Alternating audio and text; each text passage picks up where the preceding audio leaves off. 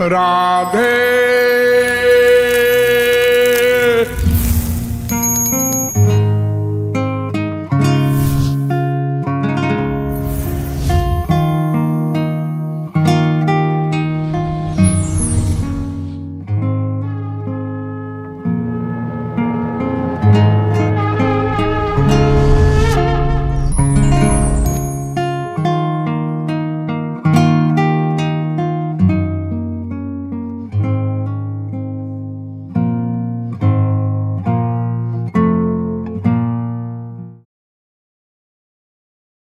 इसी प्रकार भगवान नाम लो, वो कल्याणकृत होगा।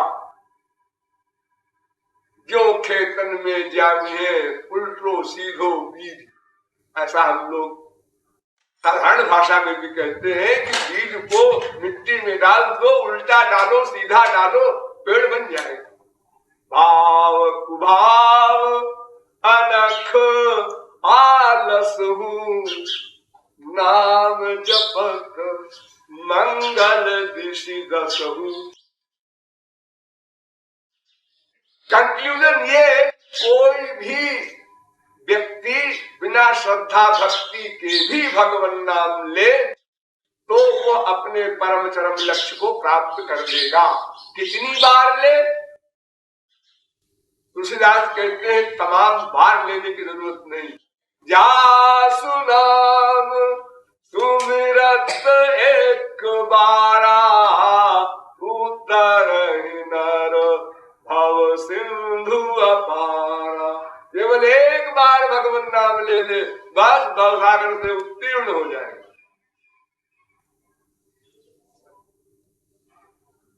अब हम लोग इस पर अपने हृदय पर हाथ रखकर निष्पक्ष रूप से विचार करें, क्या हम लोगों ने एक बार भी भगवान नाम नहीं लिया? अगर एक जन्म में हमने एक बार भगवान नाम लिया होगा तो भी हमारे अनंत जन्म बीत चुके, हमने अनंत बार भगवान नाम लिया और अनादिकाल से हम अनंत बार मानव देह पा चुके हैं। इसमें किंचित भी शंका का प्रवेश नहीं। अगर हम नास्तिक भी रहे होंगे किसी मानव देह में तो भी किसी के नाम को लेकर पुकारा होगा।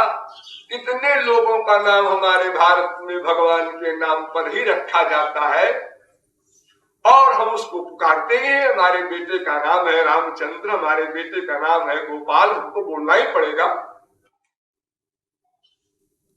तो एक जन्म में ही नास्तिक को भी अनेक बार भगवान नाम लेना पड़ता है। अगर नास्तिक कहता है भगवान नाम की कोई चीज नहीं है, तब भी तो उसने भगवान कहा। कोई विरोध करेगा वो भी भगवान का नाम लेगा। और फिर इसके अलावा वेदों में तो कहा गया है यदेव कम तदेव खम, यदेव खम तदेव कम, खम ब्रह्म। ये का खा जितने शब्द है सब भगवान के नाम है। अकारो वासुदेव, आ माने श्री कृष्ण, उ माने शंकर जी, ये सब भगवान के नाम है। आप लोग सुनते हैं ना, उमा पाती, उमा, उमा माने उ माने शंकर जी, माँ माने योग माया। शंकर की योग माया शक्ति, उनकी राजनी शक्ति का नाम, अंतरंग शक्ति का नाम उमा। तो प्रत्येक अक्षर भगवान का नाम है। हम हिंदी उर्दू इंग्लिश किसी भाषा में बोले, काखा गाघा के अंदर ही तो बोलेंगे। तो हम भगवान नाम तो ले रहे, फिर हमारा काम क्यों नहीं बना? इसके अतिरिक्त अगर आप कहें भगवान का नाम कोई निर्धारित है, ऐसा नहीं। अनंत नाम रूपाय, उनके अनंत नाम है, तुम जो नाम चाहो रख लो। बंगाली में, पंजाबी में, मद्रासी में, रशिया की भाषा में, चाइना की भाषा में, इंग्लैंड की भाषा में, जिस भाषा में चाहो भगवान का नाम रख लो। देखो यशोदा मैया श्री कृष्ण नहीं कहती थी लाला, सखा लोग श्री कृष्ण नहीं कहते थे कन्वा। और उनकी क्या स्थिति थी, अरे गोपियों को तो छोड़ दो, सखाओं की स्थिति के लिए ब्रह्मा कहता है अहो भाग्यम अहो भाग्यम नंद गोप ब्रजौ कसाम यं मित्रम परमानंदम पूर्णम ब्रह्म सनातनम। इन गोपों के भाग्य की क्या सराहना करूं, इनके सनातन सखा है श्याम सुंदर। ये श्याम सुंदर को घोड़ा बनाकर चलते हैं, और जबकि कभी वो ध्यान लगाकर नहीं बैठे, हरे राम ये कीर्तन नहीं किया। चौरजार शिखामणि भागवत, चोरों के नेता, जारों के नेता, ये सब शब्द भगवान के लिए गोपियां प्रयोग कर रही हैं। गौरांग महाप्रभु ने भी यथा तथा वा विदधातु लंपटो, आय लंपट, तू चाहे प्यार कर ले, चाहे मुझे मार दे, चाहे उदासीन बन जा, मेरे प्यार में कोई कमी नहीं होगी। अरे ब्रज में आए तो ठीक है, ब्रजभाषा के अनुसार गोपी ने उनको लाला कहा। हमारे यहां हमें हमको बेटवा कहेंगे, इंग्लैंड में अवतार लेंगे उनको सन कहा जाएगा। जहां भी वो जाएंगे उनके माँ बाप अपनी भाषा में तो उनको बुलाएंगे। वो भगवान का नाम नहीं है क्या? इसलिए अनंत नाम रूपाय कहा गया। भगवान के नाम अनंत है, आप जो कुछ बोले उनका नाम लिमिटेड नहीं, कोई चीज उनकी। नाम भी अनंत, गुण भी अनंत, लीलाएं भी अनंत, संत भी अनंत, धाम भी अनंत, ब्रह्मांड भी अनंत, सब अनंत है उनका कार्य।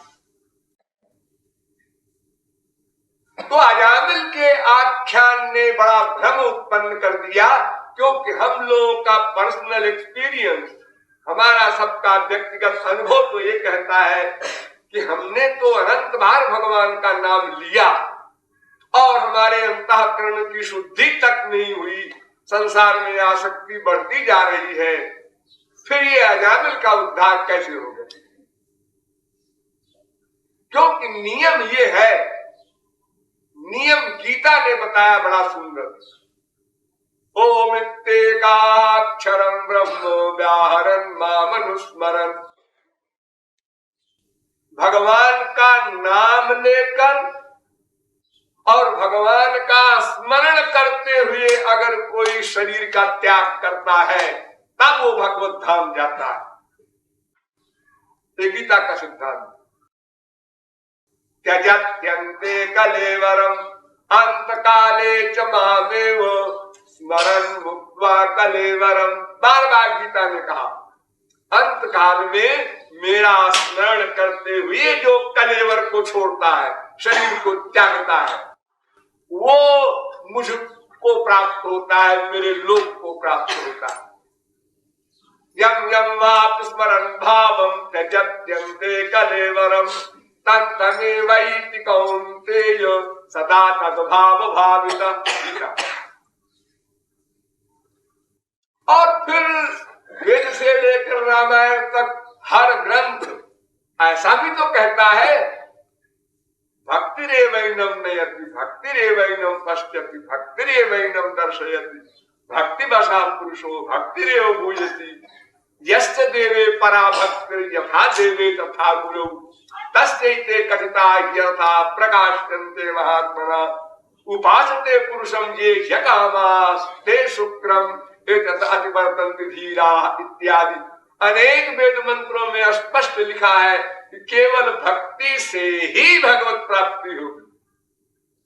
भक्त्या हमें गया ग्राह्य, भागवत भी यही कहती है और गीता भी यही कहती है, भक्त्यात्मन्याशक्य अहमेवं विधोर्जुन अनन्याश्चिन्तयन्तो मां ये जनाः पर्युपासते तेषां नित्याभियुक्तानां योगक्षेमं वहाम्यहम्। ये सर्वाणि कर्माणि मयि सन्न्यस्य मत्पराः अनन्येनैव योगेन मां ध्यायन्तो उपासते तेषामहं समुद्धर्ता संसारसागरात् मामेव ये प्रपद्यन्ते मायामेतां तरन्ति ते। अर्थात केवल भक्ति से ही भगवत प्राप्ति होगी।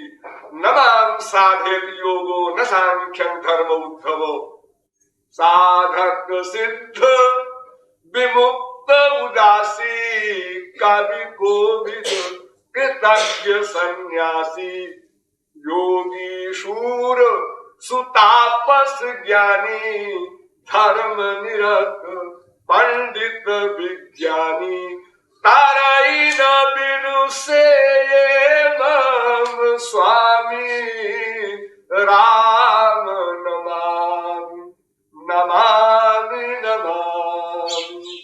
मिलहि न रघुपति बिन अनुरागा किए जोग जप ज्ञान विरागा। बारी मथे बरुघृत सिकताते बरु तेल अबिनु हरि भजन न भव तरिय ये सिद्धांत अपेल।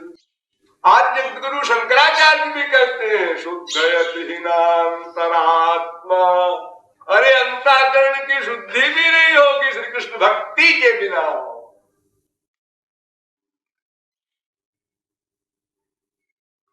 ये सारे शास्त्र वेद एक स्वर से ये भी कहते हैं कि बिना भगवत प्रपत्ति के, बिना भगवान की शरणागति के, बिना भगवान की भक्ति के भगवत प्राप्ति हो ही नहीं सकती।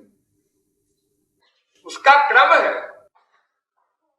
पहले तुम गुरु की शरण में जाओ, उनकी सेवा करो और फिर जैसी वो साधना बतावे उस प्रकार की साधना यानी ईश्वर भक्ति करो। गुरु और भगवान को समान मानो। फिर अंतःकरण की शुद्धि हो जाने पर तुम्हें गुरु वो दिव्य शक्ति देगा, तब तुमको भगवत प्राप्ति होगी, माया निवृत्ति होगी, त्रिगुण त्रिकर्म त्रिदोष पंचक्लेश पंचकोश सबका अत्यंता भाव होगा, अर्थात तुम्हारा परम चरम राधांत प्राप्त होगा। ये विरोधाभास हमारे शास्त्रों वेदों में जो है उसमें अजामिल को सबसे आगे लिया जाता है और दूसरा उदाहरण लिया जाता है वाल्मीकि का। उनका नाम जपा जग जाना वाल्मीकि भय ब्रह्म समाना। सीधा नाम भी नहीं, चलो और आगे बढ़ गए एक कदम। मरा मरा कह करके वो महापुरुष हो गया तो राम कहने वालों की क्या बात। ये दो विपरीत बातें हमारे यहाँ शास्त्रों में कैसे। इसका निराकरण अभी करते हैं। देखिए अजामिल का जो आख्यान है कि उसने मरते समय नारायण का नाम लिया, नारायण उसके पुत्र का नाम था, तो उसका स्मरण हुआ बेटे का। स्मरण उसका बेटे का हुआ और नाम लिया बेटे का, तो भगवत प्राप्ति या भगवत धाम की प्राप्ति कैसे हो सकती। तो क्या भागवत में गलत लिखा है? भागवत में कुछ लिखा हो, लेकिन हम लोग भी मनुष्य हैं, थोड़ा विचार करके देखें कि मृत्यु का कष्ट कितना बड़ा होता है। जैसे आपको किसी ने 4 लठियां मारा और आप बेहोश हो गए, गिर गए, फिर पांचवी लठिया जब उसने मारा तो आपको चिल्लाए उल्लाए नहीं, तो मारने वाले ने ये समझा कि आप मर गए, वो चला गया। उसने कहा मेरा काम समाप्त हो गया, मैंने उसको मार दिया, लेकिन वो मरा नहीं था। थोड़ी देर बाद उसकी मूर्छा समाप्त हो गई और थोड़ी सी मरहम पट्टी के बाद ठीक हो गए। इसका मतलब क्या है कि हम लोगों के अंतःकरण में सहन करने की शक्ति एक सीमा तक है। वो हर एक की अलग अलग है। कोई 4 लठिया में बेहोश होगा, कोई 8 लठिया में बेहोश होगा, कोई 50 लठिया में बेहोश होगा, लेकिन एक सीमा है कि दुख की उस सीमा पर पहुंच जाने पर हमारे मन बुद्धि का वर्क बंद हो जाता है। इसी प्रकार सुख की एक ऐसी सीमा है जहां हम पहुंच जाए तो हमारे मन बुद्धि का वर्क बंद हो जाता है, लेकिन मृत्यु नहीं होती। अर्थात मन बुद्धि का वर्क बंद होना ये मृत्यु के पहले ही हो जाता है। मृत्यु के कष्ट के समय किसका मन बुद्धि वर्क करेगा? वो तो मूर्छा से भी सैकड़ों गुना अधिक कष्टप्रद होता है मृत्यु के समय, जब उसकी आत्मा को निकाला जाता है, जबरदस्ती खींचा जाता है जमदूतों द्वारा। कोई जाना नहीं चाहता है, जब खींचा जाता है वो कष्ट इतना भयानक होता है कि विश्व में कोई भी मायाधीन जीव मन बुद्धि का वर्क कर ही नहीं सकता। जब मन बुद्धि का वर्क नहीं कर सकता तो इंद्रियां वर्क कैसे करेंगी? फिर वो नारायण बेटे का नाम कैसे लेगा? कोटि कोटि मुनि यतन कराही, अंतराल कही आवत नाही। बड़े बड़े योगींद्र मुनींद्र बड़े बड़े करोड़ों प्रयत्न करते हैं, और हमारे संसार वाले भी अपने घर के कमरे में चारों ओर ठाकुर की फोटो लगा देते हैं, उसके वक्षस्थल पर गीता रख देते हैं, मरने के पहले बड़ी बड़ी तरकीबें भिड़ाते हैं, गंगाजल छोड़ देते हैं उसके मुंह में। इन तरकीबों से काम नहीं चलेगा। मृत्यु का दुख इतना असहनीय होता है कि किसी का भी मन बुद्धि उस समय वर्क नहीं कर सकता, और इंद्रियों के वर्क करने का तो सवाल ही नहीं। इसलिए न कोई संसारियों का नाम ले सकता है या स्मरण कर सकता है, न भगवान का नाम ले सकता है या स्मरण कर सकता है। दोनों बातें असंभव। अजामिल हो चाहे कोई हो, ये असंभव बात। यह केवल वही कर सकता है जिसका शरीर छोड़वाया न जाए, बल्कि वो स्वयं स्वेच्छा से शरीर छोड़े। ऐसा कौन होता है? भगवत प्राप्त महापुरुष। भगवत प्राप्त महापुरुष के जो प्राण जाते हैं उसका रहस्य आप लोगों को बताया था मैंने, आप लोगों ने शायद भुला न दिया होगा। शतंचैका हृदयस्थ नाट्यस्तासाम मूर्धान अभिनिष्ठितैका तयोर्धुमायन नमृतत्वमेति। 72 करोड़ नाड़ियां हमारे शरीर में है, उसमें 101 नाड़ियां हृदय में। उस 101 नाड़ियों में एक नाड़ी मूर्धा की ओर गई है, सीधी सिर की ओर।